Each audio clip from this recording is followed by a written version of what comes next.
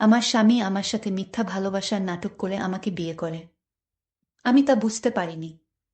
তারপর বিদেশি 4 জন লোকের হাতে আমাকে তুলে দিল। বিদেশি 4 জন লোক আমাকে তাদের দেশে নিয়ে গেল। তারপর বিদেশি 4 জন লোক আমার সাথে। বাকিটা গল্পতেই বলছি। আমার বিয়ের রাতে আমার বর একটা তাবিজ গিফট দিল। আমি অবাক হয়ে বললাম, এটা কি? আমার বর রাজীব খানিকটা লজ্জা পেয়েই বলল, তাবিজ। সেটা তো বুঝতেই পারছি, কিন্তু এটা কেন? সময় আসুক, বুঝবা। আমার ভীষণ রাগ লাগলো। বান্ধবীদের কাছে এত এত গল্প শুনেছি বিয়ের রাতে তাদের বর হীরার আংটি, রূপার নেকলেস, এসব কিছু উপহার দেয়। আর আমি কিনা পেয়েছি তাবিজ। তাও খুব দামি কোনো তাবিজ না, সস্তা টিনের কালো সুতা পরানো তাবিজ। সুতাটাও ছোট। ওটা গলায় দেয়া যাবে না, হাতে বাঁধতে হবে। রাগে সে রাতে আমার ঘুম আসলো না। রাজীব খানিকক্ষণ মিষ্টি মিষ্টি কথা বলে আমার ঘুম ভাঙাতে চেষ্টা করল, কিন্তু আমি তার কথা না শুনে ঘুমিয়ে পড়লাম। কারণ আমার নিজের ভিতর রহস্য লাগছিল যে আমার স্বামী আমাকে কেন তাবিজ উপহার দিল, তার উদ্দেশ্যটা কি। আর আমার উঠল রাগ। নিজের উপর, নিজের কপালের উপর। কেন যে এই ছেলেটার প্রেমে পড়তে গেলাম? কেন যে বাবা মার অমতে একে বিয়ে করতে গেলাম? আমার বাবা মা বিয়েতে অমত করলেও বিয়ের অনুষ্ঠানে উপস্থিত ছিলেন। কন্যাদানের ব্যাপার স্যাপার সব সুন্দর মতোই সমাধান করেছেন। যাওয়ার আগে মা আমাকে ধরে অনেক কান্নাকাটি করেছেন। কাঁদতে কাঁদতে বলেছেন, এত আদরে বড় হয়েছিস তুই, এরকম গরিব ঘরে গিয়ে থাকবি কেমনে? আমিও কাঁদতে কাঁদতে মাকে জড়িয়ে ধরে বলেছি, আমি থাকতে পারবো মা, তুমি শুধু দোয়া করো। বড় মুখ করে একথা বলে এলেও ওদের বাড়ি এসে বেশ ধাক্কা খেয়েছি। রাজীবদের বাসা আমি আগে দেখিনি। বাসাটা মোটামুটি বড়, কিন্তু আগের আমলের। রাজীবের দাদার যখন কিছু টাকা পয়সা ছিল, তখন তিনি জমি কিনে বাসাটি করেন। কিন্তু বাসাটা করার পরপরই তাদের অবস্থা পড়ে যায়। অনেকে বলে এই বাসা করতে গিয়েই ধার দেনা করে অভাবে পড়ে ওদের পরিবার। অত টাকা পয়সা না থাকলেও কেন ধার দেনা করে রাজীবের দাদু বাসাটা করতে গেলেন তা কেউ জানে না। এই বিরাট বাসায় মাত্র 4 রুমে মানুষ থাকে, আর অন্য রুমগুলো পুরোপুরি খালি। দোতলার এক রুমে থাকে রাজীবের বাবা মা, উনাদের রুমটাই সবচেয়ে ছোট। অথচ তারা আগে সবচেয়ে বড় রুমটা নিয়েই থাকতেন। তাদের যা আসবাবপত্র সব রাজীব আর তার বোনের রুমে পাশ করে দিয়েছেন ওরা বড় হওয়ার পর। তাই তাদের আর বড় রুম লাগবে না বলে এই ছোট রুমে উঠে এসেছেন। সত্যি বলতে রাজীবদের বাড়িতে সবচেয়ে বেশি আমার ভালো লেগেছিল ওর বাবা মাকেই। কি ভীষণ অমায়িক 2 জন মানুষ, তাদের সাথে সারা জীবন এমন বড় বাড়িতে কেন কুঁড়ে ঘরেও থাকা যায়। এরপরের রুমটা নুসরাতের। নুসরাত রাজীবের ছোট বোন। অনার্স ফাইনাল ইয়ারে এখন। ওর জন্য ছেলে খোঁজা হচ্ছে, ভালো ছেলে পেলেই বিয়ে দেওয়া হবে। নুসরাত আমার সাথে খুবই ভালো ব্যবহার করলো, কিন্তু আমার কেন যেন মনে হলো ও আমাকে পছন্দ করে না। আমার স্বামীর সাথে এই রুমে থাকতে হবে এখন থেকে। ভাবতেই কেমন জেন লাগছে। আর দোতলার আমাদের উল্টো পাশের সবচেয়ে বড় রুমটা রাজীবের ফুফুর। তিনি আর তার মেয়ে এখানে থাকেন। ফুফুটি বিধবা, মেয়ের ছোট বয়সেই তার স্বামী মারা গিয়েছিলেন। এরপর থেকেই তিনি এখানে থাকেন। তার মেয়েটার বয়স নুসরাতের মতোই। মা আর মেয়ে 2 জনের একজনও আমাকে পছন্দ করেনি। এখানে আসার পর থেকেই তাদের কথায় আর আচরণে বারবার এই কথাই আমাকে বুঝিয়ে দিয়েছেন।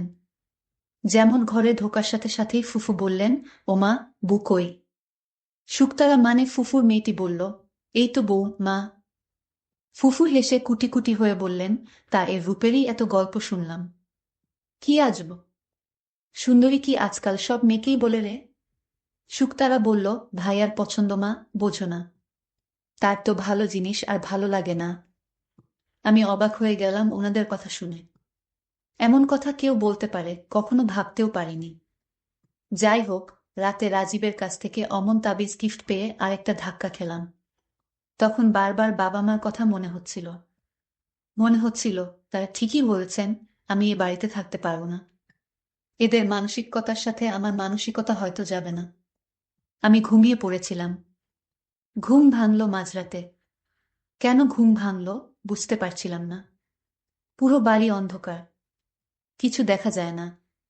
কিছুক্ষণ শুয়ে থাকতেই চোখে অন্ধকার সয়ে এলো। এখন একটু একটু দেখতে পাচ্ছি। আমি রাজীবকে ডাকলাম, এই শুনছ? এই! রাজীব হুম হুম কেমন একটা আওয়াজ করে আবার ঘুমিয়ে পড়ল। আমি আবার ওর গা ধরে ঝাঁকি দিলাম, এই রাজীব এই! উঠো! রাজীব ধর্মর করে উঠে বলল, কি? কি হয়েছে? আমি বললাম, আমি বাথরুমে যাব। একটু বাথরুমে নিয়ে চলো। রাজীব আমাকে বাথরুমে নিয়ে চলল। ওদের বাড়িটা একটু পুরনো আমলের তো, অ্যাটাচড বাথরুম বলে কিছু নেই। বারান্দার শেষ মাথায় বাথরুম। রাজীব বারান্দার লাইট জ্বালিয়ে আমাকে বারান্দার শেষ মাথায় নিয়ে গিয়ে বলল, তুমি ভেতরে যাও। আমি বাইরে দাঁড়াচ্ছি।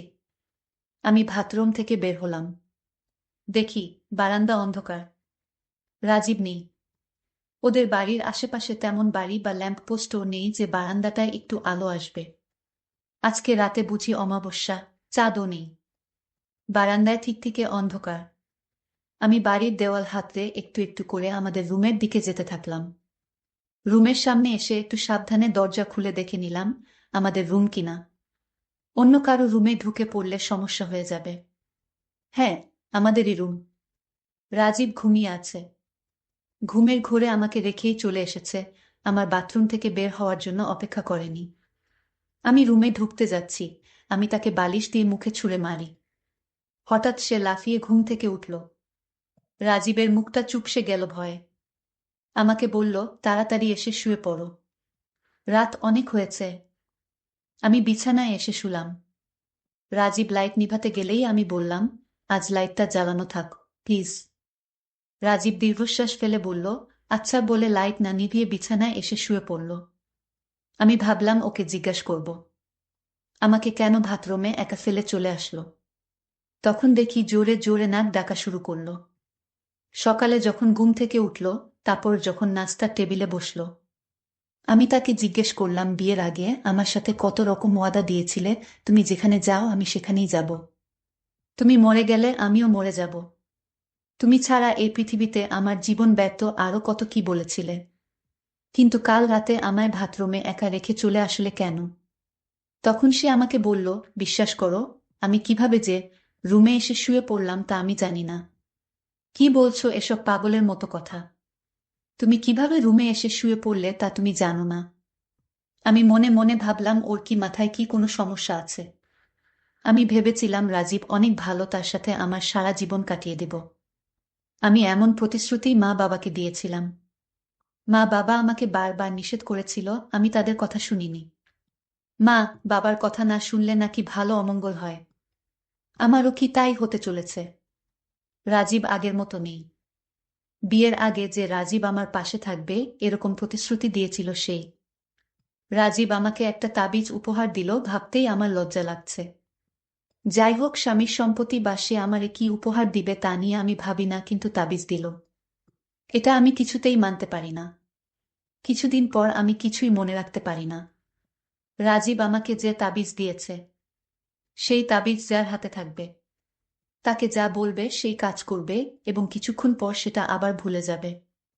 এই বিষয়টা আমি শেষে জানতে পারি। কিন্তু আমি যেদিন থেকে আমার হাতে তাবিজ বাঁধা ছিল সেদিন থেকে আমার সাথে কি হচ্ছে, আমি কি করছি, তা আমি কিছুতেই মনে রাখতে পারছি না। আমি তখন রাজীবকে বললাম, রাজীব তোমার তাবিজ আমি কিছুতেই পড়তে পারবো না। এই তাবিজটা পড়ার পর আমার কেমন জানি খারাপ লাগে এবং কিছুই মনে রাখতে পারছি না। আমি এই তাবিজ ছুঁড়ে ফেলে দিলাম। কিছুক্ষণ পর রাজীব এসে আমায় বলল, তাবিজ কোথায়? আমি বললাম, তাবিজ ছিঁড়ে ফেলে দিয়েছি, এসব কেউ পড়ে এখনকার যুগে? কথাটা বলার সাথে সাথে আমাকে রাজীব জোরে একটা থাপ্পড় মারল আর বলল, কত কষ্ট করে তাবিজখানা এনেছি তোমার মঙ্গলের জন্য, আর সেই তাবিজ তুমি কিনা চিড়ে ফেলে দিয়েছ। আমি বললাম, রাজীব তুমি আমাকে মারলে, বাবা মাকে ছেড়ে সারা জীবনের জন্য তোমার কাছে চলে এলাম, আর তুমি আমাকে এই প্রতিদান দিলে। আমি আর তোমার সাথে থাকতে চাই না। আমি আমার বাবার বাড়ি চলে যাচ্ছি। তখন রাজীব বলল, আমার ভুল হয়ে গেছে, আমাকে ক্ষমা করে দাও। রাজীবের ফুফু এবং তার বোন আমাকে নিয়ে হাসি ঠাট্টা করে, আমি এতে কিছু মনে করিনি। রাজীব শুধু তোমার দিকে তাকিয়ে, তুমি একদিকে আর সারা দুনিয়া একদিকে, আমি তোমায় এমনটাই ভেবেছিলাম। রাজীব তখন বলল, প্লিজ রাগ করো না, আমার ভুল হয়ে গেছে, এই যে কানে ধরলাম, আর কোনোদিন তোমাকে মারব না। আমাকে এরকম বাহানা করে রাজীব আমাকে আটকালো। আমিও ভাবছি মানুষের ভুল হতে পারে, এই ভেবে তাকে তার সাথেই রয়ে গেলাম। বেশ কিছুদিন আমাদের সংসার ভালোই চলছিল। কিছুদিন পর আমার স্বামী আমার জন্য স্বর্ণের আংটি নিয়ে আসলো আর বলল, আজ তোমাকে একটা সুন্দর জিনিস গিফট করব।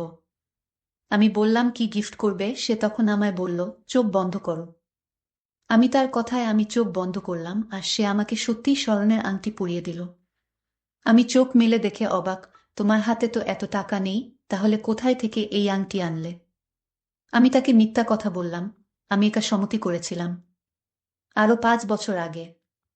সেই সমিতির টাকা লাভ সহ অনেক টাকা হয়েছে, আর সেই টাকা থেকে তোমার জন্য আমি আংটি বানিয়ে নিয়ে আসলাম। আমি তখন খুশি হয়ে বললাম, তুমি সারা জীবন আমার পাশে থেকো, আমাকে কোনোদিন ছেড়ে যেও না। রাজীব তখন বলল, কেন ছেড়ে যাব তোমায়? আমি তো তোমাকে আমার জীবনের চেয়ে বেশি ভালোবাসি। কিন্তু হঠাৎ রাজীবের মনে এত ভালোবাসা কোথায় থেকে আসলো? আমার কিছুটা তাকে সন্দেহ হলো। কিন্তু আংটিটা পরার দিন থেকে আমার যেন শরীর খুবই দুর্বল লাগত। আমার কিছুই ভালো লাগতো না, কেমন যেন অস্থিরতা কাজ করত। রাজীব আমায় যা বলতো আমি তাই শুনতাম। রাজীব একদিন আমায় বলল, চলো দূরে কোথাও থেকে ঘুরে আসি। আমিও না করলাম না, কারণ আমারও তেমন ভালো লাগছিল না। আমি তার কথায় রাজি হলাম ঘুরতে যেতে। পরের দিন সকালে রাজীব বলল, তাড়াতাড়ি রেডি হও, গাড়ি অপেক্ষা করছে। আমি রেডি হয়ে গাড়িতে উঠলাম। গাড়িতে উঠে বসতেই আমার প্রচণ্ড ঘুম আসছিল। এত ঘুম আসছিল কিছুতেই চোখ মেলে তাকাতে পারতেছি না। আমি চোখে একটু পানি দিলাম, তাও ঘুম কাটল না। আমি গাড়িতেই ঘুমিয়ে পড়লাম। মাঝপথে গিয়ে আমার ঘুম ভাঙল। ও বলতেই ভুলে গেছিলাম আমরা যাচ্ছিলাম ভারত ত্রিপুরা, সেখানে অনেক দর্শনীয় জায়গা আছে। আমরা সেখানে যাব বলে প্ল্যান করছিলাম। তার মাঝপথে যেতেই আমার ঘুম ভেঙে গেল। আমি চোখ মেলে তাকালাম এবং আমি কিছুটা ঝাপসা দেখলাম। আমি রাজীবকে জিজ্ঞেস করলাম, রাজীব, আমি ঝাপসা দেখছি কেন? আমার কি হয়েছে? আমি কিছুই বুঝতেছি না। রাজীব আমায় সাহস দিয়ে বলল, এ কিছু না, ঘুমিয়েছিলে তো তাই এরকম ঝাপসা। দেখছো, একটু পর সব ঠিক হয়ে যাবে। আমি তার কথায় কিছুটা সন্দেহর আভাস পেলাম, কিন্তু রাজীবের প্রতি আমার অনেক বিশ্বাস ছিল। তাই সে আমার সাথে কি করতে যাচ্ছিল সেই উদ্দেশ্যটা আমি কিছুতেই বুঝতে পারছি না। আমার সাথে কিছু একটা হতে যাচ্ছে, আমার এরকম মনে হলো। আমরা ত্রিপুরা গিয়ে পৌঁছলাম। গাড়ি থেকে নেমে একটা হোটেলে উঠলাম। রাজীব আমার জন্য খাবার আনতে গেল। আমাকে অবশ্যই বলেছিল, চলো একসাথে গিয়ে রাতের খাবারটা খেয়ে আসি। আমি বলেছিলাম, না রাজীব, আমি খুব টায়ার্ড, আমি কিছু খাবো না। তারপরও রাজীব বলল, রাতে কিছু না খেয়ে ঘুমান, শরীরের অনেক ক্ষতি হবে। আমাকে এভাবে নানা রকম ভাবে বুঝালো। আমাকে হোটেলে রেখে সে খাবার আনতে গেল। আমি হঠাৎ লক্ষ্য করলাম রাজীব ফোনে কার সাথে যেন আলাপ করছে। বলছে, আপনাদের জিনিস আমি নিয়ে এসেছি, আপনার কাল সকালে ত্রিপুরা পাহাড়ে থাকবেন। আমি এই কথা শোনার পর আমি ভাবলাম, রাজীব তো কিছু নিয়ে আসেনি, তাহলে কি জিনিসের কথা বলল? আমার মনে এক অদ্ভুত ভয় কাজ করছিল। যেই কথাটা কিছুক্ষণ আগে শুনলাম সেই কথাটা পরক্ষণেই ভুলে গেলাম। আমি বুঝতে পারলাম না আমাকে নিয়ে বিদেশি লোকদের সাথে কথা চলেছে, কারণ আমার সাথে যা ঘটছে তা আমি কিছুক্ষণ পরেই ভুলে যাই। এটার কারণ তো আমি খুঁজে পাচ্ছি না। আমার মনে মনে সন্দেহ হতে লাগলো। স্বর্ণের আংটি পরার পর থেকেই আমার এমন হচ্ছে। আমি সাথে সাথেই আমি আংটিটা খোলার চেষ্টা করছি, কিন্তু কিছুতে আংটি খুলতে পারছি না। আমি অনেক চেষ্টা করলাম আংটিটা খোলার জন্য, কিন্তু আমি ব্যর্থ হয়েছি, আংটি খুলতে পারিনি। আমার আর বুঝতে বাকি রইল না, আমার স্বামী আমাকে আংটি দিয়ে বশ করেছে। তাই সে আমাকে যা বলে আমি তাই শুনি। রাজীব খাবার নিয়ে রুমে আসলো। আমি বললাম, তুমি কার সাথে ফোনে কথা বলছিলে? রাজীব বলল, আমার বাল্যকালের বন্ধুর সাথে কথা বলছি। তা তোমার বন্ধুকে কি জিনিস দিবা? আরে এ কিছু না খেয়ে তুমি ঘুমাও তো, কাল সকালে তোমাকে নিয়ে ঘুরতে হবে। আমি বললাম, রাজীব, তুমি আমার কাছে কিছু লুকানোর চেষ্টা করছো। সে আমার কোনো কথার উত্তর না দিয়ে ঘুমিয়ে পড়ল। আমি মনে মনে ভাবলাম, মিথ্যা ভালোবাসার নামে সে আমাকে কোথাও বিক্রি করে দিতে চাইছে। সে ঘুমিয়ে পড়ল, কিন্তু আমি চাইলাম, আমি এখান থেকে পালাবার চেষ্টা করলাম। দরজা কিছুতেই খুলতে পারলাম না। দরজা খুলতে পারিনি তার একটাই কারণ, আমার হাতে আংটি পরা, সেই জন্য। এই আংটির ভিতরে অবশ্যই কিছু মন্ত্র পড়া আছে। আমাকে আংটি পরিয়ে আটকিয়ে রেখেছে। সকাল হলো, আমাকে নিয়ে রওনা হলো ত্রিপুরা। আমি রাজীবকে বললাম, রাজীব, আমার কিছুই ভালো লাগছে না, তুমি আমায় একটু হেল্প করবা। সে বলল, কি বলো? আমি বলেছিলাম আমার হাতের আংটিটা খুলে দাও। সে সাথে সাথে বলল, এই আংটি টাকা দিয়ে কিনে এনেছি, কি না পড়ে থাকার জন্য। আমি অনেক রিকোয়েস্ট করলাম আংটিটা হাত থেকে খুলে দিতে। যদি আংটিটা হাত থেকে খুলে দিত তাহলে হয়তো আমি এখান থেকে পালিয়ে যেতে পারতাম। কিন্তু এই আংটি দিয়ে আমাকে তার জালে বন্দি করে রেখেছে। যা করতে হয় রাজীবকে বলে করতে হয়। রাজীব এমন হবে আমি ভাবতেও পারিনি। তারপর আমরা ত্রিপুরা গিয়ে পৌঁছলাম এবং সেখান গাড়ি থেকে নামলাম। তখন দূর থেকে 4 জন বিদেশি লোক আমাদের দিকে আসতে লাগল। কাছে এসে রাজীবকে জিজ্ঞেস করল কোথায় সে। আমাকে লক্ষ্য করে বলল, আমার পাশে দাঁড়িয়ে আছে আমার স্ত্রী। 4 জন লোক রাজীবকে এক সুইটকেস টাকা হাতে তুলে দিল। আমি শুধু তাকিয়ে দেখছিলাম, কিছুই বলতে পারিনি। তখন 4 জন লোক আমাকে তাদের গাড়িতে তুলে নিয়ে চলে যেতে লাগলো। রাজীব আমাকে টাকা দিল। আমি তাদেরকে জিজ্ঞেস করলাম আমাকে কোথায় নিয়ে যাচ্ছেন। তারা বলল, চুপ থাক, কথা বলবি না, সব জানতে পারবি।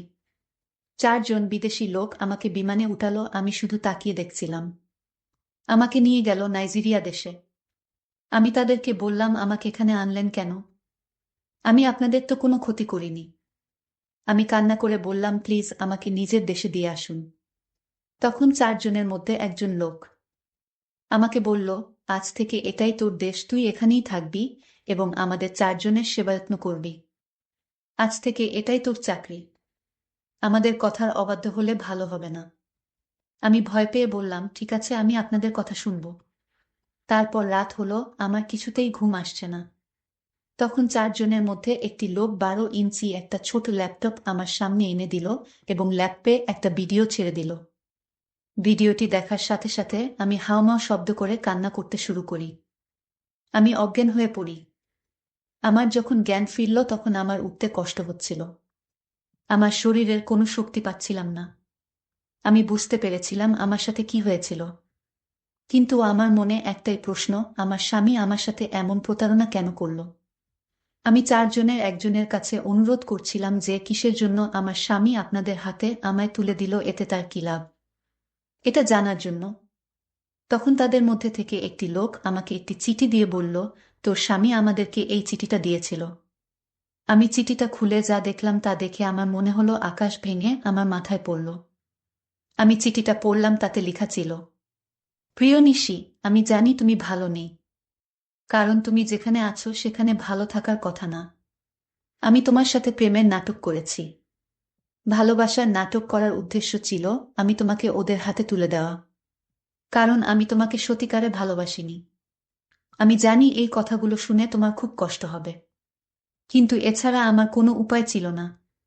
আজ থেকে 5 বছর আগে আমার বোন তোমার বড় ভাই রাকিবকে খুব ভালোবাসত, কিন্তু তোমার ভাই মিথ্যা ভালোবাসার নামে আমার বোনকে ধোঁকা দিয়েছে।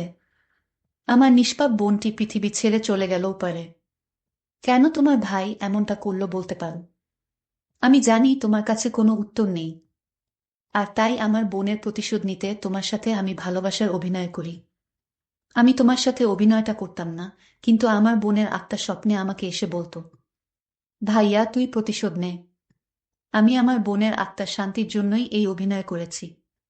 এতে যদি আমার ভুল হয় তাহলে আমাকে ক্ষমা করে দিও। প্রিয় বন্ধুরা, আমি তোমাদের জন্য প্রতিদিন কষ্ট করে ভিডিও তৈরি করি। যদি আমার ভিডিওগুলো ভালো লাগে তাহলে আমার চ্যানেলটি সাবস্ক্রাইব করে পাশে থাকবেন। ধন্যবাদ।